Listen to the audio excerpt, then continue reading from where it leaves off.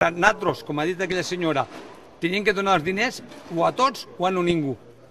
Perquè aquí, si no, nosaltres beneficiem a uns senyors determinats, als altres no. Se va decidir tancar.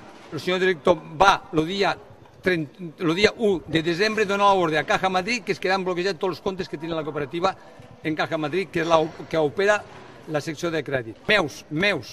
Amb la cancel·lació d'uns dipòsits que, segons ha dit aquell senyor, que jo no recordo, que són 800 euros, diu ell, però va ser en fetge retroactiva.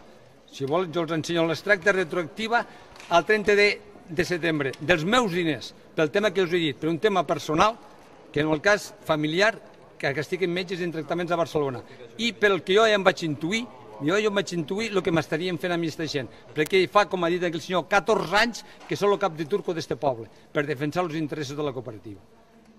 Això és el que m'ha passat, i em vaig quedar curt. Una cosa que m'imputen com a cap de turco. El que hi ha dret que passen informació i criminalitzen d'esta manera, a mi i a la meva família.